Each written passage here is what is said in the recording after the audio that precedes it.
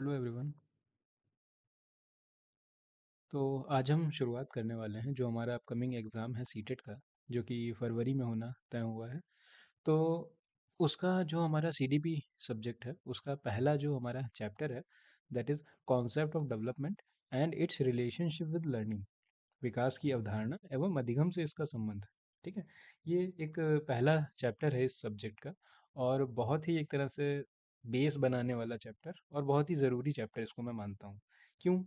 क्योंकि जो हम आगे तमाम चीज़ें पढ़ेंगे, बहुत सारी थ्योरीज पढ़ेंगे, तो उनसे ये चैप्टर लिंक करने में बहुत हेल्प करता है हमारी।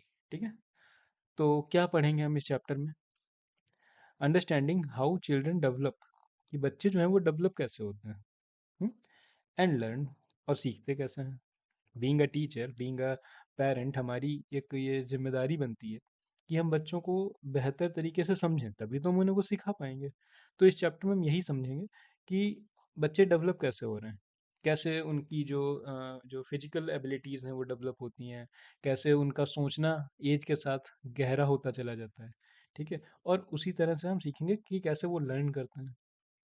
अगर हम इन दोनों चीज़ों को समझ पाएँ, तो हम कोई भी चीज़ बड़ी आसानी से बच्चों को सिखा सकते हैं। इससे ना बच्चों को दिक्कत होगी, और एज ए टीचर हमें भी बहुत हेल्पफुल एक तरह से इन्वायरमेंट क्रिएट हो जाएगा, बच्चों के लिए भी और टीचर के लिए भी। ठीक है, तो चलिए इस चैप्टर की शुरुआत करते हैं। पहला जो हमारा यहाँ पे टॉपिक है, व्हाट इज़ डेवलपमेंट, विकास क्या है। हुँ? तो it is a universal process. ये एक यूनिवर्सल प्रोसेस, इसको मैं हिंदी में भी लिख देता हूँ, सार्वभौमिक प्रक्रिया।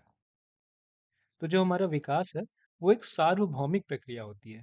क्या मतलब है इसका? इसका मतलब ये है कि natural progression in every living being, कि ये एक नेचुरल प्रक्रिया है। ठीक है, जो कि हर जीवित जीव जंतु में होती है। जैसे कि हमारे आसपास आपने एनिमल्स होते हैं, बर्ड्स होती हैं, ठीक, ट्रीज होते हैं, प्लांट्स होते हैं। ठीक है, तो वो सब लिविंग है, और उन सब में ही हम डेवलपमेंट देख पाते हैं। कैसे? जैसे कि सपोज करिए, एनिमल, जैसे हम लोग भी जो एनिमल किंगडम का ही पार्ट है। ठीक है, ह्यूमंस जो है वो एनिमल किंगडम का ही पार्ट होते हैं। ठीक है, तो जो एक बेबी होता है, बच्चा होता है, ठीक है, तो वो धीरे धीरे बड़ा होता है, धीरे धीरे चलना सीखता है, दौड़ना सीखता है, साइकिलिंग सीखता है, और तमाम तरह की स्किल्स वो सीखता है। और उसी तरह से पहले जो बच्चा होता है, उसकी लैंग्वेज में भी पहले छोटे छोटे शब्द आते हैं, पा, माँ, ब, एक एक वर्ड वाले। फिर वो धीरे धीरे पापा, मम्मी, पानी, इस तरह से बड़े बड़े वर्ड बोलता है। और फिर तो वो इतनी बकवास करता है, सेंटेंस पूरे पूरे बनाने लगता है, और एकदम पका के रख देता है। हम्म? तो ये हो गया उसका लैंग्वेज का डेवलपमेंट, उसकी बॉडी का डेवलपमेंट। ठीक है, और इसी तरह से जो हमारे आसपास, जैसे सपोज करो कि एक चिड़िया ने, मतलब एक अंडा अंडा है, अंडे से उसका जो बच्चा है वो निकला। तो शुरुआत में वो बच्चा जो होगा वो अपनी माँ जैसा बिल्कुल भी नहीं दिखता होगा। मतलब उसका बॉडी स्ट्रक्चर वैसा ही होगा, छोटे रूप में, पर जो उसका शरीर होगा, उस पे बिल्कुल भी रोए नहीं होंगे। धीरे धीरे उसको बाल आना शुरू होते हैं, धीरे धीरे वो अपनी, जो उसकी जो मदर होती है वैसा दिखना शुरू होता है। धीरे धीरे जो है वो बड़ा होता है और लड़खड़ा के चलना शुरू करता है। कुछ हफ्तों में वो चलना शुरू कर देता है, लड़खड़ाते हुए, गिरते पड़ते चलने लगता है। फिर धीरे धीरे वो थोड़ा सा तेज चलने लगता है, स्टेबिलिटी आती है उसके चलने में। और फिर आप कुछ दिनों बाद देखते हैं कि वो थोड़ा थोड़ा उड़ने लगा, और फिर कुछ दिन बाद एकदम परफेक्टली उड़ने भी लगता है। तो ये हो गया हमारे जो जीव जंतु हैं हमारे आसपास, उनमें भी ये देखा जाता है। ठीक है, तो जितनी भी जिंदा चीजें हैं, उन सब में डेवलपमेंट है। या हम ये भी कह सकते हैं एक बार को, कि डेवलपमेंट ही प्रमाण है किसी भी चीज के जिंदा होने का। आप जिस पेन से लिख रहे हैं, क्या इसमें कोई डेवलपमेंट हो रहा है? नहीं। हाँ, इसमें आप लिख लिख के इसकी इंक जरूर खत्म कर सकते हैं। ठीक है, तो अब फिर आप उसको नया पेन ले आओगे, या उसमें रिफिल, उसको रिफिल कर दोगे। ठीक है, तो ये तो हो गया कि उसमें एक खराबी आ जाना। ठीक है, तो सभी जिंदा चीज़ों में क्या होगा, हमारा डेवलपमेंट होता ही होता है। भले वो बहुत ही, उसकी स्पीड कम हो सकती है या उसकी स्पीड बहुत ज़्यादा हो सकती है, स्पीड का अंतर आ सकता है, पर उसमें डेवलपमेंट होगा ही होगा। ठीक है, फिर हम आते हैं नीड ऑफ डेवलपमेंट, कि आखिर क्यों है हमको। तो आई थिंक यहाँ पे थोड़ा सा मिस्टेक है, यहाँ पे डी होगा। ठीक है, डी ई वी ई, ठीक है। तो नीड ऑफ डेवलपमेंट, कि आखिर डेवलपमेंट की नीड क्यों है, हम क्यों पढ़ रहे हैं इस चैप्टर को सबसे आगे। इतना बड़ा हमारा सिलेबस है सीटेट का, उसमें यही हमने पहले पढ़ना क्यों चुना। ऑफिशियल सिलेबस जो है उसमें भी ये क्यों है भाई, हम क्यों पढ़ रहे हैं डेवलपमेंट को, क्यों इतना फोकस है कि हम डेवलपमेंट को जानें। तो बहुत ज़रूरी है क्योंकि ये ओवरऑल ग्रोथ को बताता है। ओवरऑल ग्रोथ क्या हो गई, जैसे कि इसमें फिजिकल ग्रोथ भी आ गई, मेंटल ग्रोथ भी आ गई जिसको कॉग्निटिव ग्रोथ भी कहते हैं, इमोशनल भी आ गई, और सोशल मैच्योरिटी भी आ गई। समझते हैं इसको एक एक करके। फिजिकली जैसे कि एक बच्चा हुआ, फिर जैसे अभी मैंने यहाँ पे आपको समझाया था, इस वाले एग्जांपल में हमने आपको समझाया था कि एक बच्चा धीरे धीरे बड़ा होता है, फिजिकली स्ट्रांग होता है, तो ये फिजिकल हमारे इसमें एस्पेक्ट में आ जाएगा ग्रोथ के। मेंटल, कि भाई एक बच्चा है जो जिसको एक टाइम पे समय लग रहा था कि वो 2 और 2 4 बता नहीं पा रहा था। हम्म? और अब उसको सारे टेबल याद है और वो अच्छे हंसी मल्टीप्लाई कर लेता है, ठीक है। तो ये क्या है, ये उसकी मेंटल ग्रोथ है जो समय के साथ हुई, उसने उस पर काम किया, ठीक है। इमोशनल ग्रोथ, कि इमोशनल ग्रोथ कैसे, अब इसे समझता हूँ, समझाता हूँ मैं आपको कैसे। जैसे एक छोटा बच्चा होता है, ठीक है, अगर उसको भूख लगी है तो वो क्या करता है, तो भी वो रोता है। अगर उसको डर लग रहा है तो क्या करेगा, रोएगा। वो अगर एक तरह से कोई आया उसके पीछे से और उसने उसको हू करके डरा दिया, तब क्या करेगा, तब भी रोएगा। तो अभी उसका इमोशनल डेवलपमेंट अच्छे से नहीं हुआ है। उसको एक बेसिक रिस्पॉन्स आता है, भूख लगेगी रो दो, कुछ चाहिए रो दो, डर लग रहा है रो दो। देखा होगा आपने, छोटे बच्चे जग के बस रोने लगते हैं। हम्म? तो ये क्या है, ये उसका एक बेसिक रिस्पॉन्स है, उसने ऐसा सीखा है कि कुछ चाहिए तो रो दो। तो अभी उसका इमोशनल डेवलपमेंट इतना अच्छा नहीं हुआ है, वो अभी इमोशन फील नहीं करता है, वो बस प्यार जानता है और रोना जानता है, दैट्स इट। फिर आगे आगे जाके वो बहुत सारी चीज़ें सीखता है, एम्पैथी सीखता है, और लोगों को साथ जो उसको इंसल्ट फील करता है, लव फील करता है, ठीक है। तो आगे जाके जो उसके इमोशनल है वो और ज़्यादा गहरे होते हैं, पर शुरुआत में तो ऐसा ही होता है। तो हम इमोशनल ग्रोथ को भी पढ़ते हैं। फिर आता है सोशल मैच्योरिटी। ये क्या होता है, कि बच्चा जो है, अब जैसे एक छोटा बच्चा है, ठीक है, छोटा बच्चा है, आपने उसको कुछ ये सब सपोज करिए, ये खिलौना है उसके पास, या उसके पास ये आइसक्रीम है, ठीक, वो खा रहा है इसको। तभी एक दूसरा बच्चा आता है, वो कहता है कि मुझे ये दे दो। हम्म? तो ये जो जिसके पास पहले से आइसक्रीम है, ये कहता है नहीं नहीं नहीं, मना कर देता है, कहता नहीं मेरी है, और कस के खाने लगता है इसको, ठीक है। और ये वाला जो बच्चा है, ये भी रोने लगता है, कहता है अरे यार मुझे मिल नहीं रही, क्योंकि दोनों सेम एज के हैं। पर अगर ये थोड़े से बड़े हो गए, कुछ साल बाद अगर हम लोग देखें, थोड़ा सा अब ये बड़े हो चुके हैं, मैच्योर हो चुके हैं, ठीक है, तो क्या होगा कि अभी ये कुछ खा रहा है, ये आइसक्रीम खा रहा है, ठीक है, तो हो सकता है वो थोड़ी सी इसके साथ शेयर कर ले। हम्म? हो सकता है ना भी करे, पर एटलीस्ट वो ये, अगर वो नहीं भी कर रहा होगा तो हो सकता है ये रोए ना। पिछली बार तो ये रो पड़ा था कि इसको मिल ही नहीं थी, तो हो सकता है इस बार ये रोए ना। और हो सकता है ये दे भी दे, हो सकता है ना भी दे, वो तो अलग की बात हो गई। तो एक तरह से एक सोशल मेच्योरिटी आती है। छोटा बच्चा देखो कैसा होता है, छोटे जो बच्चे होते हैं उन्हें कोई मतलब नहीं होता है, फिर धीरे धीरे उनके पेरेंट्स, उनके आसपास का एनवायरनमेंट उन्हें सिखाता है कि अरे ये अंकल जी हैं, इनको नमस्ते करिए। हम्म? तो वो ये सब कहाँ से सीख रहा है, ये सब सोसाइटी से सीखता है। तो एक सोशल मैच्योरिटी आती है, वो एक रिस्पॉन्सिबल तो नहीं कहेंगे उसको, पर एक तरह से वो सीखता है ये सब, वो सोसाइटी से बहुत अच्छे से सीखता है कि अच्छा सर हैं तो इनको गुड मॉर्निंग या गुड आफ्टरनून बोलना है। पर अगर कोई पड़ोस के कोई नेबर उसके मिल गए उसको, तो उनसे क्या कहेगा, नमस्ते या हेलो या जो भी कहा जाता होगा वहाँ पे। तो इस तरह से ये चीज़ें वर्क करती हैं हमारे आसपास। तो आई होप आपको ये समझ आया होगा कि जो ओवरऑल ग्रोथ है उसको हम डील करते हैं कैसे, किस में, डेवलपमेंट में। ये सारा डेवलपमेंट का पार्ट है। सबसे पहले आया हमारा ओवरऑल ग्रोथ, मैं इसको रब कर देता हूँ। दूसरा, दूसरा हमारा नीड क्यों है हमको डेवलपमेंट को समझने की, इफेक्टिव लर्निंग हो सके। इफेक्टिव लर्निंग का क्या है, प्रभावशाली शिक्षण हम कर सकें। क्यों ज़रूरी है भाई, हम टीचर बनने वाले हैं तो ऑब्वियस सी बात है कि हम जो चाह रहे हैं बच्चे को पढ़ाना, हम चाह रहे हैं कि उसको प्रभावी ढंग से आए, ऐसा नहीं कि ऊपर ऊपर से सीख ले, अंदर से उसको आ ही नहीं रहा। हम्म? उसको पहाड़े तो पता है। जैसे सपोज करो मैंने बच्चे को बोला कि 2 into 10 बता दो, तो वो कह पा रहा है हाँ भाई ये तो हो गया 20। बट अगर मैंने उससे कह दिया 2 into 11 क्या है, अब वो कह रहा है अरे ये तो याद ही नहीं किया था मैंने। तो ये इफेक्टिव लर्निंग नहीं है, ये बस उसने रट लिया है कि 2 times अगर हम 10 का करते हैं तो 20 है, ये तो उसको याद है। पर अगर मैंने उसे ये कह दिया, उसने समझा ही नहीं टेबल होते क्या है, अगर उन्हें समझा होता तो शायद बता पाता। तो ये हो गया हमारा इफेक्टिव लर्निंग। ठीक है। तो इफेक्टिव लर्निंग, और ये भी कैसी होनी चाहिए, ऐसा नहीं कि हम सब पे जुट जाएं कि नहीं नहीं सबको 2 into 11 आना ही चाहिए, ना ना ना ना ना। Age appropriate, age appropriate teaching method and approaches. ठीक है। एज के अकॉर्डिंग हमें बच्चे की एज देखनी है कि हाँ ये बच्चा इस एज में इतना सीख सकता है, तो उसको उतना सिखा देना। हम्म। और ये एक जगह और हेल्प करता है। सपोज करिए एक बच्चा है जो कि 5th क्लास में है, और वो अपना नाम हिंदी में तो सही लिख लेता है पर इंग्लिश में नहीं लिख पा रहा है। तो ये क्या है, ये एक कमी है कि इफेक्टिव लर्निंग सही से नहीं हुई। तो ये पहचानने में भी हेल्प करता है कि हाँ भाई अभी तुम इतने बड़े हो गए, अब तो तुमको तो नाम लिखना आना चाहिए था, तो हम इसको ये सिखाएंगे। ठीक है। तो ये जो है, ये हमारा आता है इफेक्टिव लर्निंग के उसमें पार्ट में। ठीक है। तो इफेक्टिव लर्निंग हम सीखते हैं डेवलपमेंट में, ओवरऑल ग्रोथ को हम समझते हैं डेवलपमेंट में, फ्यूचर रेडीनेस ये बड़ा इंपॉर्टेंट है। कैसे? अक्सर जो बच्चे हैं, मैं पढ़ा काफ़ी सारे बच्चों को मैंने पढ़ाया है, तो कुछ बच्चे जिनका मन नहीं लगता था पढ़ाई में, तो वो यही कहते थे कि पढ़ाई करनी क्यों है। अच्छा मेरा क्या था कि मैं, अगर बच्चे का नहीं है मन पढ़ने में, तो फिर मैं 15 या 10 मिनट निकालता था और उनसे बातें करता था कि चलो ठीक है नहीं पढ़ने का मन है, मेरा भी नहीं है मन पढ़ाने का, चलो बातें करते हैं। तो उन बातों से मैं उनको समझता था कि अच्छा चल क्या रहा है इनके दिमाग में। तो बच्चे अक्सर यही पूछते थे कि छोटे पे तो ठीक था, अब ये पढ़ाई क्यों कराई जा रही है। हम्म।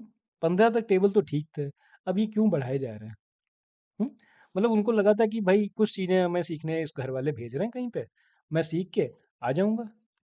पर अब ये तो बढ़ते ही जा रहा है, बढ़ते ही जा रहा है, खत्म ही नहीं हो रहा है। तो वो उनको समझ नहीं आ रहा है कि क्यों भाई। जैसे घर वालों ने नमस्ते करना सिखाया, बच्चे ने सीख लिया, ठीक है, काम खत्म।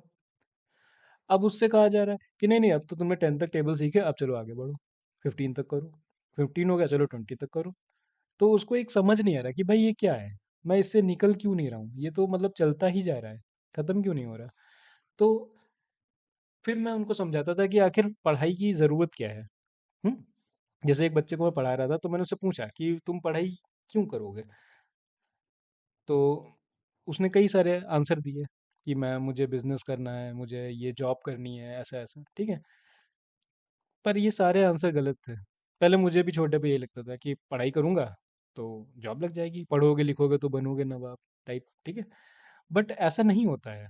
पढ़ाई का उद्देश्य ये बिल्कुल भी नहीं है कि वो आपको जॉब दिलवाएगी। ऑब्वियसली वो आपको जॉब दिलवाएगी या आपको वो इतना कैपेबल कर देगी कि आप खुद से अपना जो भी खाना पीना खर्चा है वो चला सकें। बट उसका जो मेन उद्देश्य है वो है preparing confident and responsible citizen. हमको रिस्पॉन्सिबल सिटीजन की ज़रूरत है। हमें क्या है, हम एक सोशल एनिमल हैं। जो हमारे ह्यूमंस जो होते हैं वो सोशल एनिमल हैं, तो हम बच्चों को ऐसे ही ट्रीट करते हैं कि हम उनको एक अच्छा सा रिस्पॉन्सिबल सिटीजन बनाएं ताकि वो आगे सोसाइटी में रह सकें। हम्म। तो इसलिए फ्यूचर रेडीनेस बहुत ज़रूरी है। फिर आता है इंडिविजुअल डिफरेंसेस, कि हम बच्चे के इंडिविजुअल डिफरेंसेस को समझ सकें। कैसे? एक बच्चा दूसरे बच्चे से, बच्चा बना देता हूँ, एक बच्चा दूसरे बच्चे से कंप्लीटली डिफरेंट है। आप क्या कर रहे हो, आप गए और आपको टॉपिक पढ़ाना था वाटर। वाटर टॉपिक आप उसको पढ़ाने पहुंच गए हो। ठीक है। अब आप उसको कैसे समझाओगे, इसको चलो समझ आ गया, इसको नहीं आया, तो आप क्या करोगे। हम्म। तो आप अपनी जो स्ट्रैटेजी है उनको चेंज करोगे कि भाई चलो ठीक है इसको आ गया, इसको नहीं आया, तो हम क्या करेंगे, हम फिर से पढ़ाएंगे। हम इस बार अपने जो जिस तरीके से हमने पढ़ाया था, हो सकता है इस बार हम उसको थोड़ा सा फोटोज़ वगैरह ले जाएं, वीडियोज़ वगैरह ले जाएं, तब हम वाटर का डेमोन्स्ट्रेशन करें और पूरा चैप्टर उसको समझाने की कोशिश करें। तो इंडिविजुअल डिफरेंसेस बहुत ज़रूरी हो जाते हैं। एक और तरीका, जैसे कि सपोज करिए दो जगह से हमारे पास बच्चे आए हैं, एक बच्चे शहर से आया है, एक बच्चा हमारे पास गांव से आया है। ठीक है। तो जो हमारे ओवरऑल जो हमारे सामने क्लास बैठी है उसमें कुछ शहर के बच्चे हैं और कुछ गांव के बच्चे हैं। ठीक है। अब हमें उनको पढ़ाना है। तो मैंने देखा कि अच्छा शहर वाले बच्चे ज़्यादा हैं, तो मैंने क्या किया, मैंने एक स्टैंडर्ड लैंग्वेज का यूज़ किया। ठीक। तो उससे हुआ क्या, शहर वाले तो सारे समझ गए बढ़िया से, पर गांव वालों को थोड़ा सा कम समझ आया। हम्म। और फिर दूसरा सिनेरियो देखते हैं। मैं आया, मैंने देखा कि भाई मैं भी गांव से बिलोंग करता हूँ, मेरी गांव की लैंग्वेज बहुत बढ़िया है। हम्म, जो भी एक स्लैंग होता है, ठीक है, एक डायलेक्ट होता है, एक बोली अलग होती है गांव की, तो वो मेरी बहुत अच्छी है। मेरी इन बच्चों से जो एक जो कम्युनिकेशन है बड़ा अच्छा हो जाएगा, तो मैंने उसी लैंग्वेज में पढ़ाना शुरू कर दिया। तो उससे ये जो गांव वाले बच्चे हैं एकदम अच्छे से समझ गए। पर उसमें शहर वाले बच्चों का थोड़ा सा नुकसान हो गया, थोड़ा कम समझ पाए। तो ये हमें नहीं करना है, ये दोनों ही अप्रोचेस गलत है। हम्म यहाँ पे मेजोरिटी सीख रही थी, यहाँ पे ये वाले बच्चे सीख रहे थे, पर ये दोनों ही गलत हैं। हमें बीच का रास्ता निकालना है, हमें ऐसा करना है कि हम इनको भी समझाएं और इनको भी समझाएं। हम्म तो इसे ही हम कहते हैं इंडिविजुअल डिफरेंसेस को समझना। और ये तो बहुत है, इंडिया जैसी कंट्री में तो बहुत ही ज़्यादा है। ठीक है, तो इसको समझते हुए हमें इन बच्चों को पढ़ाना है।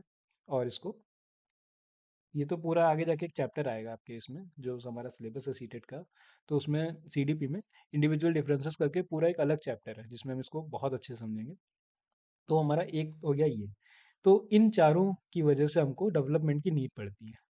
ठीक है, तो जब हम इन चारों को अच्छे से समझ लेंगे तो हम ये भी समझ जाएंगे कि डेवलपमेंट की नीड क्यों है। आगे चलते हैं। अब हम आते हैं एरिया ऑफ डेवलपमेंट, विकास के क्षेत्र। अलग अलग तरह के जो हमारे क्षेत्र होते हैं। और एक चीज़ और, मैं पहले इनके नाम बता देता हूँ आप लोगों को। सबसे पहला हमारा आता है फिजिकल डेवलपमेंट। ठीक है, दूसरा होता है कॉग्निटिव डेवलपमेंट, तीसरा होता है इमोशनल डेवलपमेंट, और चौथा होता है सोशल डेवलपमेंट। इनका कोई सीक्वेंस नहीं है, ये इस तरह से लिखे जरूर हैं, पर आप इनको ऐसा लेबल मत करिएगा कि ये नंबर 1 हो गया, ये नंबर 2 हो गया। नो नो नो, ऐसा कुछ नहीं है। ये सारे एक दूसरे से कनेक्टेड हैं और साथ साथ चलते हैं। हम्म? जैसे एक न्यू बॉर्न बेबी जो होता है, तो उसका फिजिकल डेवलपमेंट एक तरह से बहुत तेज होता है, पर साथ ही साथ उसका थोड़ा थोड़ा कॉग्निटिव डेवलपमेंट भी हो रहा होता है, थोड़ा थोड़ा इमोशनल डेवलपमेंट भी होता है, थोड़ा थोड़ा सोशल डेवलपमेंट भी होता है। हम्म? तो ये जो होते हैं इनको मैं ऐसे लिख देता हूँ। ठीक है, तो ये कॉग्निटिव जो होता है इसको हम मेंटल डेवलपमेंट भी कह देते हैं। ठीक, आई होप आप लोग नोट करते चल रहे होंगे अपने शब्दों में। ठीक है, तो ये हमारे चार एक तरह से डोमेन कह लो या क्षेत्र कह लो, ठीक है, एरियाज कह लो। तो डेवलपमेंट के चार एरियाज हैं। हम जो भी ओवरऑल डेवलपमेंट एक बच्चे में देख पाते हैं, हम उनको इन चार पार्ट्स में डिवाइड कर सकते हैं। पहले जो कि फिजिकल डेवलपमेंट, इसके नाम से ही समझ आ रहा है कि इसमें बॉडी जो बॉडी की जो होगी, बॉडी की बात करेंगे, या जो हम फिजिक होगी बच्चे की उसकी बात करेंगे। तो इसमें बॉडी ग्रोथ आती है। मोटर स्किल आते हैं। मोटर स्किल क्या होगा हम अभी जस्ट आगे समझेंगे इसको। ठीक है, वॉकिंग, रनिंग, राइटिंग, ड्राइंग। ठीक है, तो ये सारी हमारी जो मोटर स्किल होती हैं। ठीक है, शरीर से रिलेटेड जो डेवलपमेंट होंगे वो हमारे फिजिकल डेवलपमेंट में आएंगे। मस्तिष्क या दिमाग से रिलेटेड जो हमारे डेवलपमेंट होंगे, जैसे कि थिंकिंग, बच्चा कैसे सोच पा रहा है, रीजनिंग, बच्चा कैसे रीजनिंग कर पा रहा है, मेमोरी, बच्चा कितना याद रख पा रहा है, इमेजिनेशन कैसी है, कहानियाँ क्यों सुनाई जाती हैं बच्चों को, इसीलिए ताकि उनका इमेजिनेशन अच्छा हो सके, प्रॉब्लम सॉल्विंग एबिलिटीज़ कैसी हैं बच्चे की।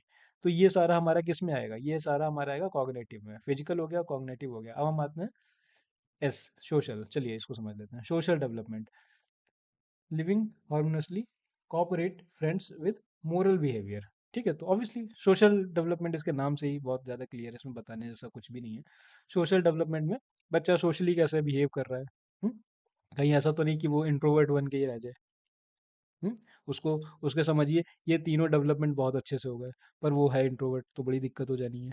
कैसे, अभी एग्जांपल लेके समझाऊंगा, पहले इसको समझते हैं। इमोशनल डेवलपमेंट, इमोशनल डेवलपमेंट में वो अपनी फीलिंग्स को एक्सप्रेस कर पा रहा है कि नहीं। ऐसा तो है नहीं कि वो दुखी है और दुखी ही रह रहा है, वो किसी से शेयर ही नहीं कर रहा है, परेशान घूम रहा है, और तुम उसको लगे पड़े हो सिखाने में कि सीखो 2 1 जा 2। तो ऐसा तो काम नहीं चलेगा, ऐसे तो बहुत नुकसान हो जाएगा। बच्चे ने कैसे कैसे, अब जैसे सपोज करो, पहले इसको समझते हैं। आप उसको समझा रहे हो 2 10 जा 20 होता है, आप लगे पड़ो समझाने में। हुआ क्या था, बच्चा पिट के आया था घर से, बहुत दुखी था। पापा ने मारा, पापा की शिकायत मम्मी से करने गया तो मम्मी ने भी पीट दिया। तो बच्चा इमोशनली बहुत परेशान था, दुखी था। अब स्कूल आया, स्कूल में आप लगे पड़ो, 2 × 10 = 20 होता है। तो वो क्या करेगा ऐसे में, क्या वो समझेगा? नहीं, वो रट लेगा। वो कहेगा ठीक है, सर भी पीछे पड़ा है, नहीं याद करूंगा, अभी पीट देंगे ये भी, तो 3 बार पिटाई हो जाएगी। तो इससे अच्छा मैं इसको याद ही कर लेता हूँ। तो वो 2 × 10 = 20 क्या कर लेगा, याद कर लेगा।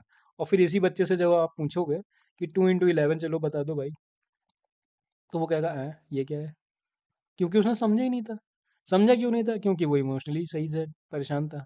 परेशान था मतलब सही नहीं था। ठीक है, तो ये सारी चीज़ें होती हैं, तो बड़ा एक टीचर को बहुत ज़्यादा सेंसिटिव रहना पड़ता है। ठीक है, तो it's not a easy job. चलिए, अब मैं आपको एक एग्जांपल से समझाता हूँ कि ये कैसे इंटरकनेक्टेड है। हुँ? जैसे कि आप लोगों ने गजनी मूवी देखी होगी, आमिर खान की जो गजनी मूवी है, तो उसमें एक होता क्या है? आई होप आप लोगों को कहानी पता होगी, अगर नहीं पता तो चलो मैं बता देता हूँ। एक हमारे आमिर खान नाम के एक्टर हैं, जो कि उसमें मेन लीड का रोल कर रहे हैं। तो होता क्या है कि ये बहुत पैसे वाले होते हैं, एक अच्छी-सी कोई कंपनी होती है, एडटेक कंपनी, मतलब बहुत फेमस कंपनी होती है वहाँ पे, मूवी में ऐसे दिखाया गया है, उसके ये मालिक होते हैं। तो इनको फिर किसी से प्यार होता है, फिर एक विलन आता है मूवी में और वो इनके सिर पे हमला करता है, चोट लग जाती है इनको। तो उससे होता क्या है कि इनकी जो मेमोरी होती है, इनको मेमोरी लॉस हो जाता है एक तरह से, और इनकी कंडीशनिंग ऐसी हो जाती है कि ये हर 15 मिनट में चीज़ें भूल जाते हैं, फिर इन्हें कुछ याद आ जाता है, फिर भूल जाते हैं 15 मिनट बाद। तो इनकी एक साइकिल सी क्रिएट हो जाती है 15-15 मिनट की। ठीक है। तो होता क्या है कि ये मेंटली एक तरह से, अब हम कहेंगे कि इनका जो कॉग्निटिव डेवलपमेंट है उनमें इफेक्ट आ गया है। ठीक, वो इफेक्टिव हो गया है। तो इससे हुआ क्या, इससे इन भाई साहब की फिजिकल डेवलपमेंट में क्या असर पड़ा? बहुत असर पड़ा। कैसे? फिजिकल डेवलपमेंट में असर ये पड़ा कि बेचारा पिट रहा है इधर उधर जाके लोगों से। फिजिकल डेवलपमेंट में तो खैर अब ऑफ कोर्स वो मूवी थी तो अच्छी खासी उसमें बॉडी दिखा दी गई थी, पर आप खुद सोचो ना, जो 15 मिनट में भूल रहा है क्या वो वर्कआउट करना याद रख पाएगा? हम्म सोचने वाली बात है। तो फिजिकल डेवलपमेंट भी ऑब्वियस सी बात है, अगर वो मूवी ना हो के एक्चुअल लाइफ होती तो बहुत अच्छे से इफेक्ट होता है। ठीक है। हमारी आपकी तो 15-15 मिनट वाली मेमोरी नहीं है, फिर भी कौन कितना वर्कआउट करता है और कितना फिट है हम सब अच्छे से जानते हैं। तो फिजिकल डेवलपमेंट भी इफेक्ट होता है अगर आपकी ये मेमोरी इफेक्ट हुई है तो। उसके बाद आते हैं इमोशनल में। इमोशनल डेवलपमेंट भी उसका इफेक्ट होता है, परमानेंट गुस्से में रहता है, या तो भूल जाता है या गुस्से में रहता है। यही दो मूड, जो मूवी का जो सेकेंड हाफ है, जब उसके चोट लग जाती है उसके बाद जो आधा हिस्सा है मूवी का, तो उसमें यही दिखाया गया है। वो ऑल टाइम गुस्से में ही है, विलन को ढूंढ रहा है और उसको याद भी नहीं आता है, तो बड़ी मुश्किल होती है। अच्छी मूवी है, जिनने नहीं देखी देख सकते हैं। तो वो जाता है रहता है, ढूंढता रहता है और मारता रहता है, और वो परमानेंट गुस्से में ही रहता है। एक ही इमोशन ट्रिगर है उसका। इससे पहले उसका अच्छा ह्यूमर दिखाया गया था फर्स्ट हाफ में मूवी के, अच्छा ह्यूमर था, अच्छे से, मतलब रोमांस भी कर रहा था, हाँ, अच्छा ह्यूमर था, मजाक वजाक भी कर रहा था, ठीक है। पर उसके बाद आखिरी में सिर्फ गुस्सा, दैट्स इट। गुस्सा फाइट यही चल रहा था। और सोशल डेवलपमेंट तो कम्प्लीटली खत्म हो गया था। कैसे? वो लोगों को कैसे याद रखता था? वो फोटोग्राफ खींचता था और वहाँ पे उनका नाम लिखता था, और उससे उनको याद रखता था कि अच्छा ये मेरा मैनेजर है, ये मेरा फ्रेंड है। तो इस तरह से वो फोटोग्राफ के थ्रू लोगों की आइडेंटिटी को याद रख पाता था। तो सोशल डेवलपमेंट तो उसका एग्जैक्ट एकदम खत्म हो गया था। ठीक है। तो ये होते हैं हमारे एरिया ऑफ डेवलपमेंट, सारे कनेक्टेड हैं। एक और एग्जांपल लेते हैं। सपोज करिए कि, रुको मैं थोड़ा सा इसको रब कर देता हूँ ताकि साफ सुथरा हो जाए कुछ।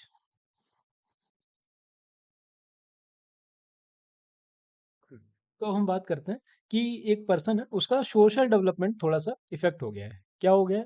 वो बहुत ही ज़्यादा इंट्रोवर्ट, जिनको अंतर्मुखी भी कहा जाता है, तो वो इंट्रोवर्ट है बहुत ज़्यादा।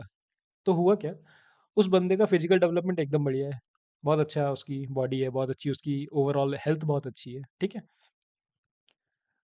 उसका कॉग्निटिव डेवलपमेंट बहुत बढ़िया है, बहुत अच्छा उसने दिमाग लगा के अपना जो है एक प्रोडक्ट बनाया है। प्रोडक्ट हम लोग कुछ भी ले लेते हैं। सपोज करिए उसने उसने एक टॉय बनाया है, ठीक है। उसने एक बच्चों के खेलने वाला एक गन बनाई है, ठीक है। अब क्या हुआ, और उसका इमोशनल डेवलपमेंट भी बहुत अच्छा है, बहुत अच्छा उसका सेंस ऑफ ह्यूमर है, बहुत अच्छे से वो इमोशनली चीज़ों को यूज़ करके उसने अपने प्रोडक्ट को डिज़ाइन किया है, ठीक है। तो वो तीनों में बहुत बढ़िया कर रहा है। लेकिन क्या होता है, सोशल डेवलपमेंट उसका, इंट्रोवर्ट है बहुत ज़्यादा। तो वो अपना प्रोडक्ट तो बना लिया उसने, पर वो क्या करे अब, मार्केट में जाता है तो लोगों को उतने अच्छे से वो एक्सप्रेस ही नहीं कर पाता है कि मेरे प्रोडक्ट में ये क्वालिटी है, ये क्वालिटी है। नहीं एक्सप्रेस कर पा रहा है, नहीं वो बेच पा रहा है। बेचने भी जा रहा है, चलो बात भी जैसे तैसे कर ली, या कोई इंटरेस्टेड हो गया उसके प्रोडक्ट में, तो वो अच्छी डील ऑफर नहीं कर पा रहा है। लोगों से बातचीत करके उनको बेटर डील नहीं दे पा रहा है, मतलब डील उसकी क्रैक ही नहीं हो पा रही है। तो इस तरह से देखो, सोशल वाले से तीनों अच्छे थे पर काम नहीं बना। तो ये सारे एक दूसरे पे इफेक्टेड है। अगर कोई बच्चा है, उसकी फिजिकल डेवलपमेंट खराब हो जाती है, हम्म, तो क्या होगा? सपोज करो कि उसको चलने में दिक्कत है, ठीक है। मतलब नॉर्मली ही है वो एकदम, सब उसका बढ़िया है, पर उसको चलने में दिक्कत है। तो क्या होगा? तो उसके कॉग्निटिव डेवलपमेंट में भी हो सकता है थोड़ा सा इफेक्ट पड़े। कैसे? आम जगहों पे वो नहीं जा पा रहा है जहाँ पे नॉर्मली बच्चे जा पा रहे हैं। उसने आज तक नहीं देखा कि सिनेमा हॉल के अंदर कैसा दिखता है। हुँ? मतलब वो इमेजिन भी नहीं कर पा रहा है कि सिनेमा के अंदर इतनी बड़ी स्क्रीन है जो इंसानों से भी बड़ी है। हुँ? तो वो उसको इमेजिन ही नहीं कर पा रहा है वो। इमोशनल डेवलपमेंट भी उसका है कि उसको हर कोई आके दया ही दिखा रहा है। तो इस तरह से बहुत सारे मतलब इफ़ेक्ट उस पे पड़ेंगे और एक तरह से सोशल डेवलपमेंट भी उसका कम हो जाएगा। हुँ? भाई बाकी जो है वो फील्ड में जा रहे हैं, ये सब कर रहे हैं, वो सब कर रहे हैं, पर वो उतना अच्छे से नहीं वहाँ पे दोस्त बना पा रहा है। हुँ?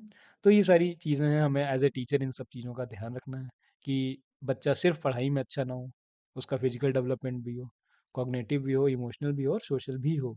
चारों में जब अच्छा करेगा, तभी वो अपने जो मैक्सिमम पोटेंशियल तक बच्चा पहुँच पाएगा। अदरवाइज़ हो सकता है वो एक क्षेत्र में बहुत अच्छा कर रहा हो और बाकी क्षेत्र में परेशान घूम रहा हो। तभी आपने देखा होगा कि बहुत सारे लोग जो हैं वो एक क्षेत्र में बहुत अच्छा कर रहे होते हैं, पर फिर भी परेशान होते हैं। क्यों? वो इसी उसका रीज़न बेसिक रीज़न यही है कि उनके चारों जो जो हमारे एरियाज़ हैं डेवलपमेंट के वो अच्छे से उनको वो खाद पानी मिला ही नहीं। वो ध्यान उनको मिला ही नहीं जो उनको मिलना चाहिए था। चलिए आगे चलते हैं। अब हम समझते हैं बहुत ही इम्पोर्टेंट इसका एक तरह से पार्ट है ये, टॉपिक है ये। ग्रोथ वर्सेस डेवलपमेंट, वृद्धि बनाम विकास। क्या होता है ये? उसको समझने से पहले हम ज़रा ये 2 शब्दों को समझते हैं। पहला है हमारा क्वांटिटेटिव और दूसरा है हमारा क्वालिटेटिव। क्या होता है ये? इसको ऐसे समझिए। इसको हम कहते हैं मात्रात्मक और इसको हम कहते हैं गुणात्मक। यहाँ पे मैं लिख देता हूँ छोटा सा, मात्रा गुण, यह लिख देता हूँ गुणात्मक और मात्रात्मक। ठीक।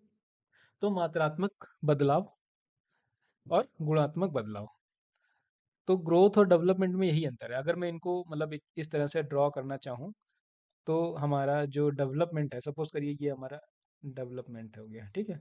तो इसके अंदर आएगी ग्रोथ, ठीक है।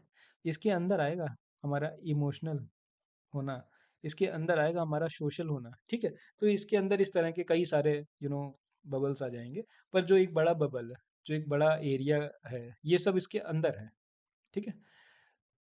तो ग्रोथ और डेवलपमेंट में क्या अंतर है? ग्रोथ ऐसी चीज़ों को हम कहेंगे जिनको हम नाप सकें। Increase in size, weight, height. जैसे एक बच्चे की हाइट बढ़ गई, ठीक है, तो हम क्या कहेंगे कि इस बच्चे की ग्रोथ अच्छी हो रही है। हम्म?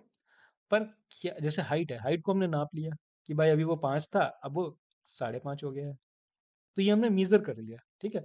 पर क्या हम ये नाप पाएंगे कभी भी कि अच्छा आज वो 5% होशियार था या 5% स्मार्ट था और आज वो 5.5% स्मार्ट हो गया है? ऐसा क्या हम कह सकते हैं? नहीं ना। हम नहीं कह सकते। हम क्या कहते हैं, अरे वो तो बहुत स्मार्ट है, या वो तो मैथ में बहुत अच्छा है, या उसकी तो रीजनिंग बहुत अच्छी है। हम कभी इसको क्या ऐसे क्यों नहीं कहते कि अरे वो तो 300% अच्छी रीजनिंग है उसकी। 300%? ओह, ये थोड़ा अजीब हो गया। खैर, तो इस तरह से क्या होता है कि जो ऐसे फंक्शन जिनको हम नाप नहीं सकते, जैसे कि हम कितने मेंटली स्ट्रांग हैं, कितने सोशली और कितने मोरली स्ट्रांग हैं, ठीक है। तो ये हम कैसे बताएंगे? हम क्या इनको नंबर्स में लिख सकते हैं कि हाँ भाई ये 12, इनको 12 यूनिट सोशल हैं ये? हम्म? क्या हम ये कह सकते हैं? नहीं कह सकते, ठीक है। तो ये सब नहीं लिखेंगे इसको, ठीक है। तो जो हमारे होलिस्टिक चेंज है, ठीक है, जैसे कि हमारा जो मेंटल चेंज हो गया, हमारा सोशल चेंज हो गया, हमारा लैंग्वेज का चेंज हो गया, ठीक है, तो इसको सबको हम नाप नहीं सकते। तो इसीलिए हम इसको किस में लिखेंगे? इसको हम लिखेंगे डेवलपमेंट में। डेवलपमेंट में। और ग्रोथ में क्या आएगा? ग्रोथ में हमारी हाइट आ जाएगी, हमारा वेट आ जाएगा, इनको हम नाप सकते हैं, ठीक है। और एक टाइम आने के बाद ये रुक भी जाते हैं। फिजिकल चेंज जितने भी हमारे होंगे वो सब किस में आएंगे? वो सब आएंगे ग्रोथ में। ये हमारा ग्रोथ है, ये हमारा डेवलपमेंट। फिजिकल चेंज किस में आएंगे? ग्रोथ में। और जो हमारे मेंटल चेंज, सोशल चेंज और जो हमारे मोरल चेंज होंगे वो किस में आ जाएंगे? डेवलपमेंट में। इनको हम नाप नहीं सकते। हम बता सकते हैं कि हाँ भाई पहले से बेहतर हुआ है काम, पर हम ये नहीं कह सकते कितना बेहतर। हम्म? ये एक टाइम के बाद आके रुक जाते हैं। पर जो हमारा सोशल डेवलपमेंट है, क्या वो कभी रुकता है? नहीं। हम समय के साथ साथ और ज़्यादा सोशल होते जाते हैं, और ज़्यादा लोगों से हमारे कॉन्टैक्ट्स बनते हैं, और ज़्यादा हमारे जो रिश्ते होते हैं उनमें गहनता आती है, गहराई आती है, ठीक है। तो ये जो है ये चीज़ें साथ साथ बढ़ती रहती हैं एज के साथ साथ, पर ये एक टाइम आने के बाद इन पे फुल स्टॉप लग जाता है। ठीक है। फिर आते हैं ऑब्जर्वेबल एंड मेजरेबल। ठीक है। तो ऑब्वियस सी बात है, जो हाइट है इसको हम ऑब्जर्व कर सकते हैं कि हाँ भाई कल इतनी थी आज इतनी बढ़ गई। पर हम एक समझ को कैसे, किसी बच्चे की समझ कैसे हम मेजर करेंगे कि हाँ भाई बढ़ गई। ऑब्वियसली हम बता सकते हैं कि हाँ भाई आज ये बड़ी समझदारी वाली बातें कर रहा है पिछले 2 सालों की तुलना में। तो हम क्या कहें कि हाँ भाई ये मेंटली थोड़ा सा स्ट्रांग हो गया है, इसकी समझ, इसकी अंडरस्टैंडिंग उतनी अच्छी हो गई है। पर हम उसको नाप नहीं सकते, डायरेक्टली उसको मेजर नहीं कर सकते।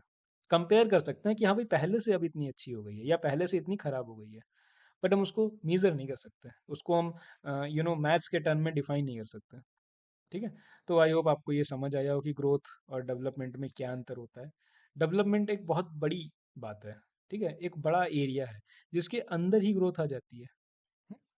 बट डेवलपमेंट का क्या मतलब होता है? विकास। अब शारीरिक विकास भी तो इसी में आएगा, मानसिक विकास भी तो इसी में आ जाएगा। ठीक है। तो यही कहने का मतलब है कि डेवलपमेंट एक बड़ा एरिया है जिसके अंदर ग्रोथ आ जाता है। और ग्रोथ उन चीज़ों को कह देते हैं जिनको हम नाप सकते हैं, जिनको हम मीज़र कर सकते हैं। पर इनमें और भी चीज़ें आ जाती हैं जैसे कि मेंटल, सोशल, मोरल और भी सारी। ठीक है। चलिए आगे राइट, चलिए आगे जानते हैं कि ग्रोथ और डेवलपमेंट आपस में कनेक्टेड कैसे हैं। वृद्धि और विकास का क्या संबंध है आपस में। तो जैसे कि यहाँ पे हमारे 4 चीज़ें लिखी हुई हैं, जिसमें से हम ग्रोथ को समझ चुके थे, डेवलपमेंट को समझ चुके थे। अब हम समझते हैं कि ये मैचुरेशन क्या होता है और लर्निंग क्या है। ठीक है। तो ग्रोथ को ज़्यादातर क्या इफेक्ट करता है? मैचुरेशन। मैचुरेशन क्या है? ये जो हमारा डीएनए होता है, या फिर हम जिसको कह दें अनुवांशिकता, हेरिडिटी जो हमारी है, तो यही डिसाइड करती है कि हमारी बॉडी का स्ट्रक्चर कैसा होगा, हमारा फिजियोलॉजिकल जो हमारे चेंज आएंगे वो किस तरह से आएंगे, कैसे आएंगे। हम्म? हमारे बाल कैसे होंगे, हमारी हाइट कैसी होगी, हमारी आंखें कैसी होंगी। ठीक है। तो इस तरह के जो बदलाव हैं वो कौन डिसाइड करता है? वो मेनली डीएनए डिसाइड करता है। ठीक है। इसका इन्वायरमेंट का इस पे बहुत ज़्यादा फर्क नहीं पड़ता है। हाँ, लर्निंग को समझते हैं। लर्निंग क्या है? लर्निंग हमारा इन्वायरमेंट का जो इस पे इन्फ्लुएंस पड़ रहा है। हम्म।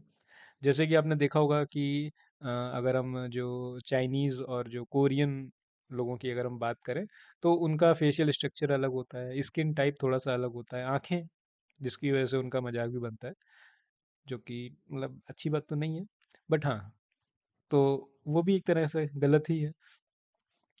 तो ये सब चेंज कैसे आ रहा है? तो उन पे थोड़ा सा जो इन्वायरमेंट है वहाँ का, उसका असर पड़ रहा है। ठीक है। तो ये 2 चीज़ें हैं। सबसे पहली लर्निंग। लर्निंग का बेसिक मतलब, इस लर्निंग का पढ़ाई जो हम करते हैं उस वाली लर्निंग से बहुत ज़्यादा संबंध नहीं है, वो भी इसमें आ जाता है, शामिल हो जाता है। पर इसमें क्या क्या आएगा, इन्वायरमेंट में हमारे क्या क्या आ जाएगा? हमारे आसपास की चीज़ें आ जाएंगी। ठीक। हमारे आसपास की चीज़ें आ जाएंगी, और क्या आ जाएगा? हमारा कल्चर आ जाएगा, किस तरह की संस्कृति है हमारी। ठीक है। हमारे आस पास का एटमॉस्फेयर कैसा है, हम गर्म जगह पे रह रहे हैं या ठंडी जगह पे रह रहे हैं, और तमाम चीज़ों से मिलकर हमारा एक इन्वायरमेंट बनता है। ठीक है। जो कि हमें इन्फ्लुएंस करता है। तो हम लोग जो आज हैं, जो भी हैं, वो किसका मिक्सचर है? हम लोग, मैचुरेशन ना लिख के मैं यहाँ पे इसको लिखता हूँ, हेरिडिटी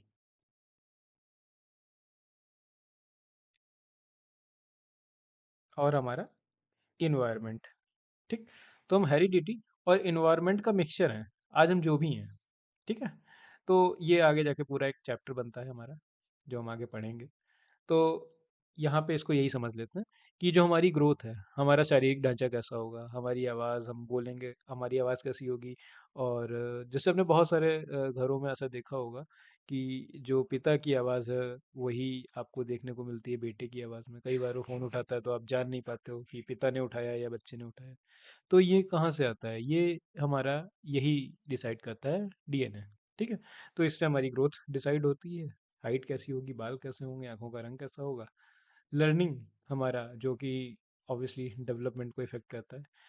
और इन दोनों की एक तरह से मल्टीप्लिकेशन होती है और हम वो बनते हैं जो हम आज हैं। ठीक है। तो ये हमारा हो गया ग्रोथ एंड डेवलपमेंट कैसे एक दूसरे से संबंधित है, आगे देखते हैं। मोटर डेवलपमेंट क्या होता है, ये हमने यहाँ पे इस वाली स्लाइड में समझा था। हाँ, ये हमने यहाँ पे समझा था मोटर स्किल। ठीक है, तो हम आगे जाकर इसको समझेंगे दोबारा कि मोटर डेवलपमेंट क्या होता है। गामक विकास। हम्म? तो मोटर स्किल्स क्या होती हैं? मोटर स्किल होती हैं चलना, दौड़ना, कूदना, क्लाइंब करना, चढ़ना एक तरह से, लिखना, ड्राइंग करना, ग्रैस्प करना, किसी चीज़ को पकड़ना, बटनिंग, बटन लगाना। क्या है बटन लगाना? एक फाइन मोटर स्किल है। और ये ग्रॉस मोटर स्किल क्या होती है, फाइन और ग्रॉस? तो ये समझिए, लार्ज मसल मूवमेंट, ऐसे काम जिनमें हमारे शरीर की बड़ी मसल्स यूज हो रही हो, जैसे कि चलना। चलने में देखिए पैरों की मसल्स यूज होती हैं, और ऐसा तो है नहीं कि सिर्फ पैरों में उंगलियों की मसल्स यूज हो रही हैं, नहीं, पूरे पैर की, कमर के नीचे का हिस्सा, ऑलमोस्ट पूरा ही हिस्सा जो है वर्किंग होता है उसमें। ठीक है, सारी मसल्स उसमें यूज हो रही होती है दौड़ने में, और ऑब्वियसली सारी मसल्स, और तेज स्पीड से जब चलती हैं तो उसे हम दौड़ना कह देते हैं। जंप में भी ये सारी वर्क करती हैं, क्लाइंब में भी। ठीक है, पर अब बात अब वहीं पे करना, अगर कोई बच्चा लिख रहा है तो क्या उसकी पैरों की मसल्स यूज हो रही हैं बड़ी बड़ी? नहीं।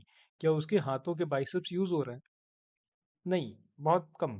अगर यूज भी हो रहा है तो बहुत कम। पर उसमें मेनली किसका काम है? हमारी उंगलियों की जो छोटी छोटी मसल्स हैं, उनका काम है। ड्राइंग, ड्राइंग में क्या है, बड़ा आहिस्ता से बनाना पड़ता है कि हाँ भाई कलर बाहर ना निकल जाए लाइन से। तो ये क्या है, ये हैंड और आई का कोऑर्डिनेशन है। और आई को कौन मूव कर रहा है? बहुत छोटी छोटी सी मसल्स होती हैं, नर्व्स होती हैं, वो उसको मूव करा रही हैं, और वही सेम हमारे हाथों में यूज हो रही हैं। तो यही होता है ग्रेस्प, छोटी मसल्स यूज हो रही हैं। हम शर्ट का बटन लगा रहे हैं तो उसमें क्या बहुत मेहनत लग रही है? हमें नहीं लग रही है, हम छोटे सा बटन पकड़ते हैं और उसको लगा देते हैं। तो उसमें हमारी छोटी मसल्स यूज हो रही हैं। तो जहाँ पे छोटी मसल्स यूज होंगी वो होगा हमारा फाइन मोटर स्किल, और जहाँ पे बड़ी मसल्स यूज होंगी उसका नाम है ग्रॉस मोटर स्किल। बस दैट्स इट। अगर आप इनके वर्ड्स पे ध्यान दोगे तो भी ये सूक्ष्म हो गया, ये ग्रॉस हो गया बड़ा। ठीक है, तो इस तरह से हम इसको समझ सकते हैं, ग्रॉस मोटर और फाइन मोटर। आगे चलते हैं। हाँ, अब यहाँ पे हमको बताया गया है कि जो विकास होता है उसका एक सीक्वेंस होता है, एक गति होती है। कैसे? यहाँ पे दो फोटोज बनी है, इनको भी समझेंगे। तो सबसे पहला एक बड़ा अजीब सा, बड़ा ही खतरनाक सा शब्द हमारे पास आता है, दैट इज सिफेलोकॉडल। डरना नहीं है, नया शब्द है। अभी ऐसे बहुत सारे शब्द आपको मिलेंगे जिसको हिंदी में कहते हैं मस्तकोद मुखी। आपको हिंदी समझ आ रही है आप हिंदी में याद करें, इंग्लिश समझ आ रही है आप इंग्लिश में याद करें, कोई ऐसी बात नहीं है। और दूसरा है हमारा प्रॉक्सिमो डिस्टल, जिसको कहते हैं समीपस्थ दूराभिमुख। हम्म? दोनों में कठिन ही है, ये हिंदी में भी कठिन है, इंग्लिश में भी कठिन है, बट क्या करें, याद तो करना पड़ेगा। तो शिफेलोकॉडल क्या होता है? हेड से टो तक, सिर से लेकर यहाँ से, यहाँ पे मैं कलर चेंज कर लेता हूँ। हम्म, तो हमारे हेड से यहाँ पे इसकी शुरुआत होती है। ठीक, और विकास का क्रम कहाँ जा रहा है? नीचे की ओर देखो। तो ये क्या बताता है हमें? Development proceed from head to downward, मतलब कि विकास हमारे सिर से शुरू होगा और पैरों की तरफ जाएगा। देखो है नीचे की ओर जा रहा है। तो क्या होता है, जैसे आपने छोटा बच्चा देखा होगा, तो सबसे पहले क्या होता है कि जब आपने नोटिस किया होगा या आपने किसी छोटे बच्चे को गोद लिया होगा, तो आप उसके सिर के पीछे या उसकी गर्दन के थोड़ा सा ऊपर हाथ लगाते हो। क्यों? क्योंकि उसका गर्दन तक पे कंट्रोल नहीं होता है। बाकी बॉडी तो बात की बात है, उसका गर्दन पे ही कंट्रोल नहीं है। तो सबसे पहले वो अपनी नेक को स्टेबल करता है, पहले वो अपनी गर्दन पे कंट्रोल हासिल करता है। फिर वो यहाँ कमर के ऊपर का हिस्सा, इसको कंट्रोल करना सीखता है, तब वो बैठना सीख पाता है। फिर धीरे धीरे उसकी पैरों का विकास होता है, तब वो घुटनों चलना, उठना, चीज़ों को पकड़ के, जैसे मान लीजिए बेड के किनारे उसको बैठा दिया या मेज के किनारे बैठा दिया, तो वो उठना सीखता है उसको पकड़ पकड़ के। और फिर धीरे धीरे वो चलना शुरू करता है। तो जो सिफेलोकॉडल प्रिंसिपल है वो हमको ये बताता है कि विकास का जो क्रम है वो सिर से लेकर नीचे की ओर, पैरों की ओर चलता है। ठीक है, जितना नाम इसका कठिन था उतना ही सिंपल है ये। तो सिफेलो माने ही होता है, अगर आप इसको वर्ड को तोड़ेंगे तो सिफेलो का मतलब ही होता है सिर से, सिर की ओर से नीचे की ओर। तो आप इससे भी याद रख सकते हो अगर आप इसको इंग्लिश में याद कर रहे हो। और अगर हिंदी में याद कर रहे हो तो मस्तक कहाँ होता है? सिर को ही तो कहते हैं मस्तक। तो मस्तक से पैरों की ओर, ऑब्वियसली बात है, ऊपर से शुरू हो रहा है तो नीचे ही जाएगा। तो आप इससे भी याद रख सकते हो। तो दोनों में आपको बस यही याद रखना है कि हेड से टो, सिर से पाँव की ओर विकास का क्रम चलता है।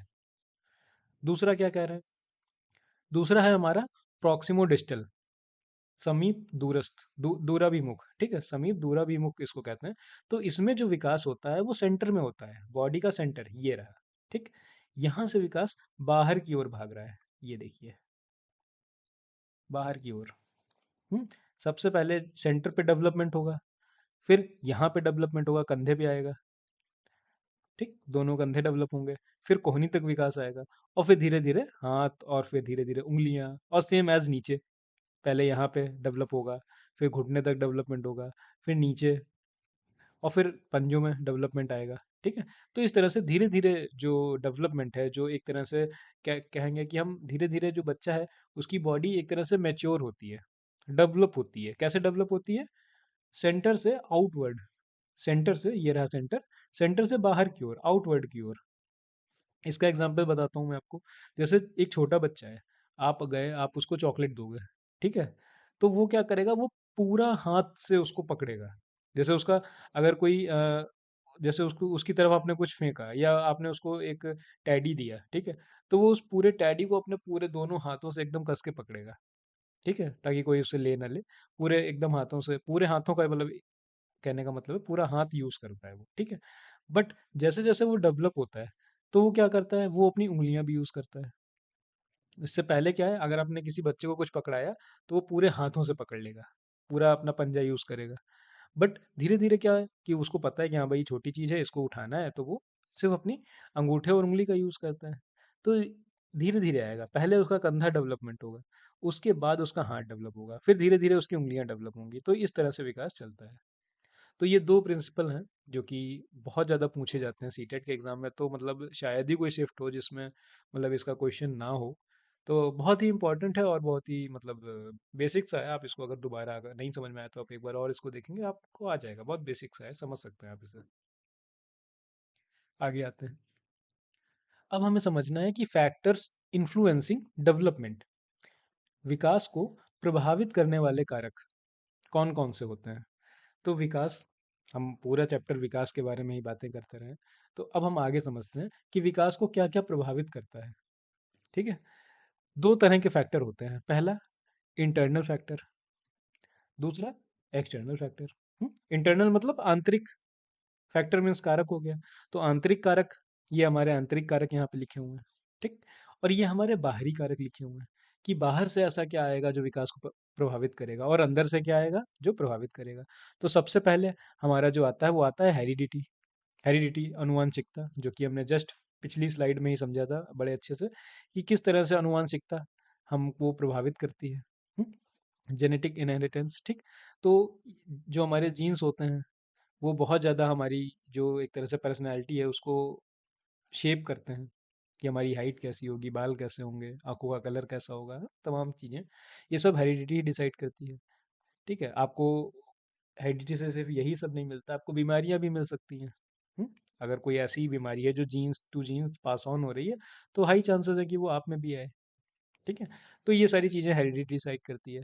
फिर आता है बायोलॉजी, कि बॉडी की केमिस्ट्री कैसी होगी, ग्लैंड कैसे होंगे, ठीक है। इससे भी डेवलपमेंट इफेक्ट होता है, ठीक है। जैसे कि सपोज करिए कोई बच्चा है जिसके कुछ ग्लैंड्स इफेक्टेड हैं, तो इससे उसका डेवलपमेंट इफेक्ट होगा कि नहीं होगा? हम्म हो सकता है वो बीमार ही रहता हो बेचारा। हम्म तो इससे भी उसको सीखने में दिक्कत आएगी, ठीक। तो इस तरह की चीजें इफेक्ट करती हैं। इंटेलिजेंस, ये भी इंटरनल फैक्टर है। रीजनिंग कैपेसिटी, ये एक इंटरनल फैक्टर है। बहुत सारे लोग इनको बाहर मतलब एक्सटर्नल फैक्टर समझ लेते हैं, पर ये एक इंटरनल फैक्टर है कि बच्चा रीजनिंग कैसी कर पा रहा है, कितना फास्ट वो सोच पा रहा है चीज़ों को। तो ये एक इंटरनल फैक्टर है। ऑफ कोर्स इसको आप डेवलप करवा सकते हो। हुँ? कोई इसमें कम अच्छा, कोई इसमें ज़्यादा अच्छा हो सकता है, पर इसमें जो रीजनिंग कैपेसिटी होती है वो भी इन्फ्लुएंस होती है, और ये एक इंटरनल फैक्टर है।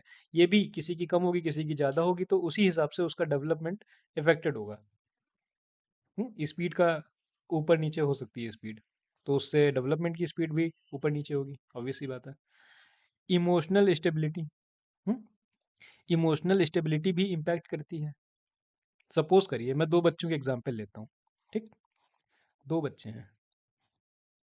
एक है, ये एकदम फुल ऑन इमोशनल है। ठीक, इसको बचपन से बहुत प्यार मिला, कभी किसी ने डांटा नहीं। ठीक है। और एक है, ये बिल्कुल भी इमोशनली स्टेबल नहीं है। कैसे? ये रोज कुटाई होती थी इसकी, रोज पिटता था बेचारा। तो ये गए स्कूल, इनको टीचर ने डांट दिया, क्या ये आगे पढ़ पाएगा? नहीं, रोता रहेगा दिन भर। हम्म? तो इसकी लर्निंग यहाँ से खराब होने शुरू हो जाएगी, इसके डेवलपमेंट पे प्रभाव पड़ेगा।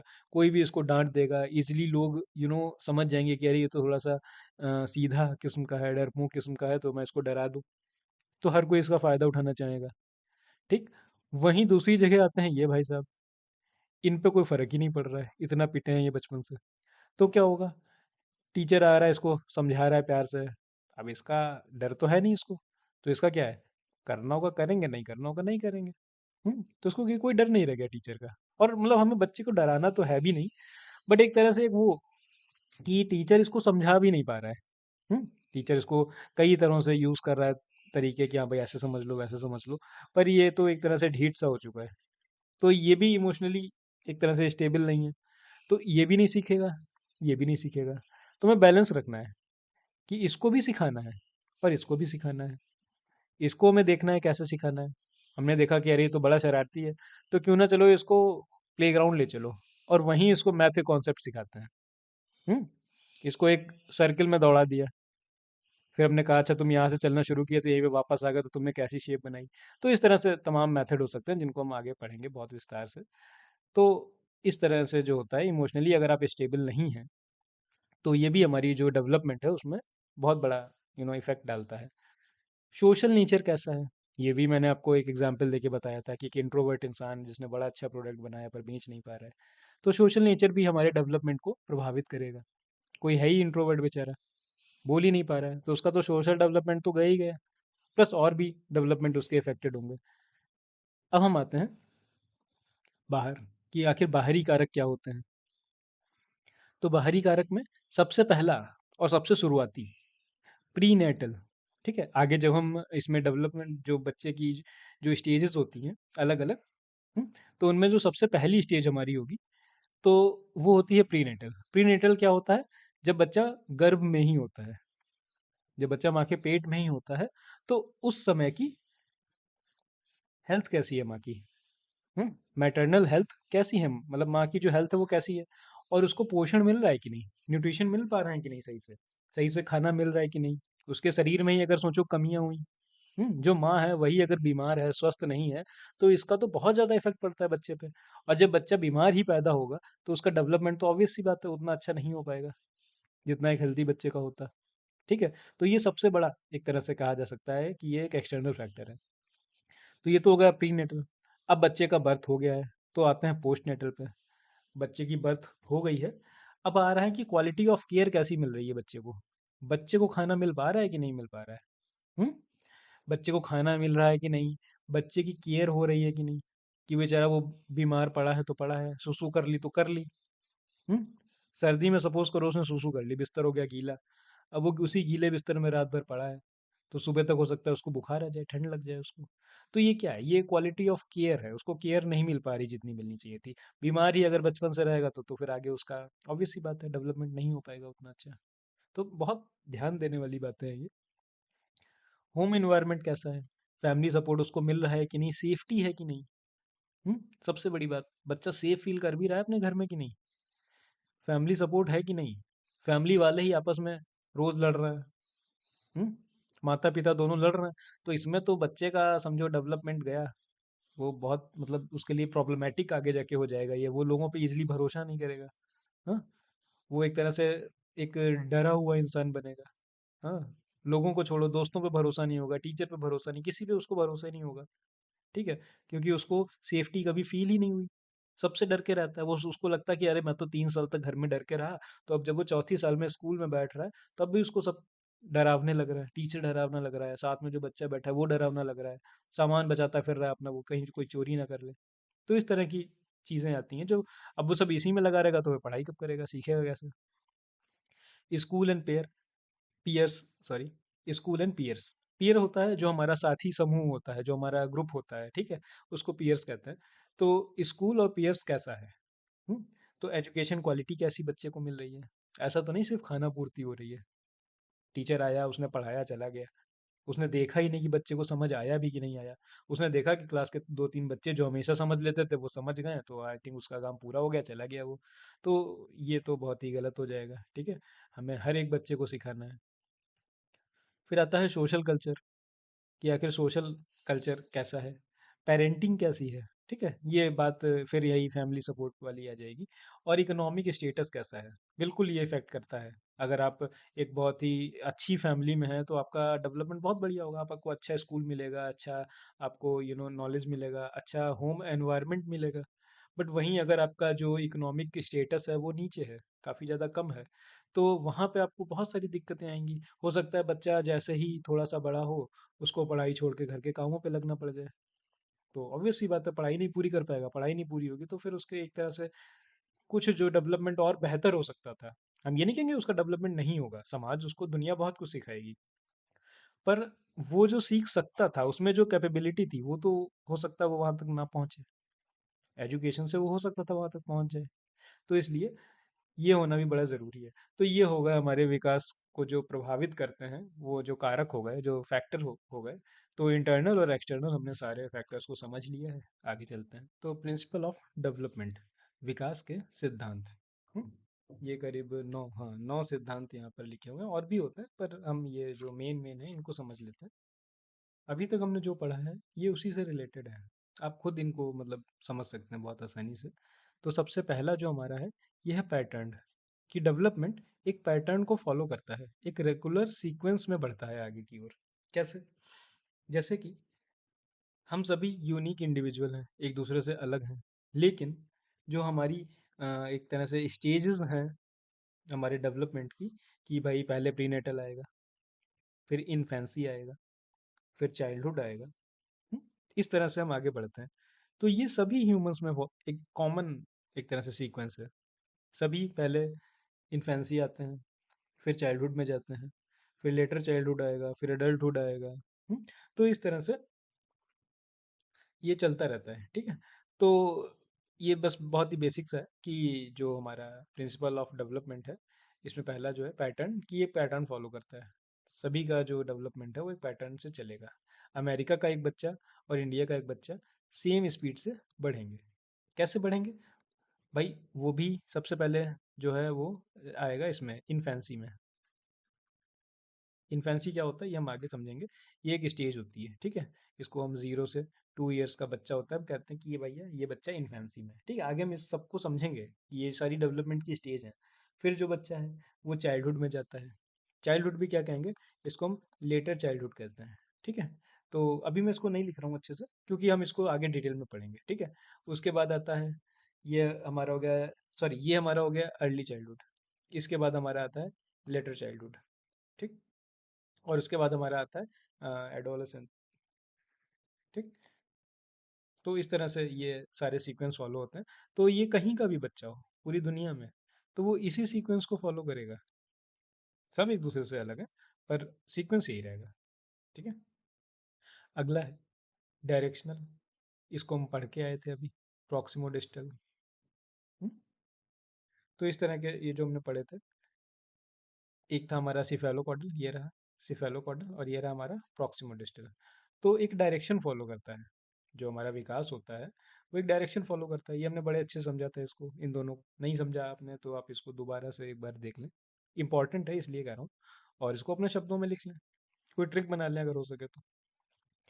फिर आता है हमारा कॉन्टिन्यूस, जो डेवलपमेंट है वो कॉन्टिन्यूस है, लाइफ लॉन्ग चलता है। हम सब डेवलप हो रहे हैं, बचपन से अब तक हुए और अभी भी होंगे और आगे भी होते रहेंगे, ठीक है। क्या होता है समझते हैं इसको। इसको मैंने समझने के लिए यहाँ पे मैं रब कर देता हूँ, इसको मैंने समझने के लिए एक गाना है, and again it's Aamir Khan film का गाना। तो फिर से एग्जाम्पल आ गया, मैं मूवीज़ बहुत देखता हूँ तो डोंट वरी अबाउट दैट, आपको एग्जाम्पल्स की कमी तो नहीं होगी। तो दंगल मूवी का एक गाना है जिसका जिसके बोल है कि ये माँ के पेट से मरघट तक है तेरी कहानी, पग पग प्यारे दंगल दंगल। तो अगर आपको समझना है डेवलपमेंट को, तो डेवलपमेंट ये गाने की यही लाइन बहुत अच्छे से डिफाइन करती है। ठीक है, ये लाइफ लॉन्ग चलता है और हम सब सीख रहे हैं। अभी जैसे आपने नोटिस किया होगा कि हाल ही में, अब जैसे बच्चों का एग्जांपल तो अभी मैं इतने टाइम से ले रहा था, अब मैं ले रहा हूँ हम लोगों के पेरेंट्स का एग्जांपल। मेरे यहाँ मम्मी पापा ने पिछले 5 सालों में बहुत स्पीड से फ़ोन चलाना सीखा है। पापा को तो ड्यूटी के काम से सीखना पड़ा, मम्मी ने भी सीख लिया बिना कहे। कैसे? तो वो अभी भी डेवलपमेंट के फेज में है, हम सब डेवलप हो रहे हैं। हम्म? बूढ़े बूढ़े लोग हैं, वो एकदम मस्त फ़ोन चला रहे हैं, अभी उन्हें 5G करवा रखा है, दिन भर फ़ोन ही चलाते रहते हैं। इतना नहीं चलाना चाहिए, बट ठीक है। तो ये अलग अलग मैटर हो जाएगा। तो हमारा जो डेवलपमेंट के प्रिंसिपल हैं, उनमें जो एक बहुत अहम प्रिंसिपल है कॉन्टिन्यूस, ये कॉन्टिन्यूस चलता है, इसको हम इसीलिए कहते भी तो हैं, वोम टू टूम। तो गर्भ से जब तक आप कब्र में नहीं चले जा रहे हैं, तब तक डेवलपमेंट चलता रहेगा, आप कुछ ना कुछ सीखते रहेंगे। आप नोटिस भी करिए, ये सिर्फ कहने की और ये इस पे नोट कर लेने की बातें नहीं है, आप अपनी लाइफ देखिए, आपको दिखेंगे ये सारे प्रिंसिपल्स। वेरिएबल रेट, अलग अलग स्पीड से डेवलपमेंट होता है। ठीक, अलग अलग रेट से डेवलपमेंट होता है। जैसे कि मैंने अभी आपको स्पीड बताई थी, सॉरी, मैंने अभी आपको स्टेजेस बताई थी। इन्फेंसी होती है, चाइल्डहुड होती है। तो होता क्या है इनमें, आप देखेंगे इन्फेंसी में जो बॉडी की ग्रोथ है बहुत अच्छे से होती है। ठीक है, और फिर आप पाएंगे कि किसी स्टेज में जो बॉडी की ग्रोथ है थोड़ा सा धीमी हो गई है। फिर आप पाएंगे कि अगली स्टेज में और तेजी से बॉडी की जो ग्रोथ है बढ़ रही है। तो ये क्या है, वेरिएबल रेट है। अलग अलग स्टेजेस में हम डिफरेंट डिफरेंट स्पीड देखते हैं। सेम यही जो हम लैंग्वेज सीखते हैं उसका भी यही हाल है। एक बच्चा एक स्टेज में हो सकता है कुछ ही शब्द सीखे, और अगली स्टेज में हो सकता है कि वो उससे कहीं 10 गुना या 20 गुना ज़्यादा शब्द सीख ले। तो ये क्या है, ये है कि एक डिफरेंट रेट से हम डिफरेंट स्पीड से सीखते हैं। ठीक है, तो डेवलपमेंट भी हमारा जो है, ये हमारा अगला प्रिंसिपल इसका हो गया कि हम डिफरेंट स्पीड से सीखते हैं। हमारा जो डेवलपमेंट है वो डिफरेंट डिफरेंट स्पीड से होता रहता है, कभी कम होगा कभी ज़्यादा होगा। अगला है इंडिविजुअल यूनिक पाथ। ठीक, हम सब एक दूसरे से अलग हैं। कैसे अलग हैं, कैसे हम यूनिक क्यों बन जाते हैं? डेवलपमेंट तो जब अभी यहाँ पे बताया कि रेगुलर सीक्वेंस है, सबका सेम होगा। हम्म? तो ये भैया अलग कैसे बन रहे हैं, तो उसका समाधान ये है। ठीक, अभी मैंने पीछे आपको पढ़ाया था कि एक चीज़ होती है इन्वायरमेंट, जो हमको इफेक्ट करती है, डेवलपमेंट को इफेक्ट करने वाला बताया था मैंने। और एक होता है हमारा मैचुरेशन, जिसको मैंने बताया था डीएनए। या फिर हेरिडिटी इसको हम कह देते हैं, अनुवांशिकता इसको कह देते हैं। तो ये सबके अलग अलग होते हैं डीएनए। डीएनए हमको हमारे पूर्वजों से मिलता है, लेकिन हर बार वो अपडेट हो जाता है एक तरह से। तो डीएनए हमको मिला और इन्वायरमेंट हमको मिला। ठीक है, तो उससे एक नया इंसान बना, तो इसीलिए वो यूनिक है। हम्म? आप और आपका जो भाई या आपकी जो बहन होगी, ऑलमोस्ट उसको सेम इन्वायरमेंट ही मिला। हम्म? और ऑलमोस्ट सेम डीएनए ही मिला। फिर भी आप लोगों में थोड़ा सा अंतर तो होगा ही होगा। मैं तो मतलब थोड़ा ही कह रहा हूँ, अच्छा खासा अंतर होगा आप लोगों में। ठीक है, आप लोगों का बिहेवियर अलग होगा। हो सकता है कि एक ही घर के दो बच्चे हों, और एक इंट्रोवर्ट हो और एक एकदम एक्सट्रोवर्ट हो।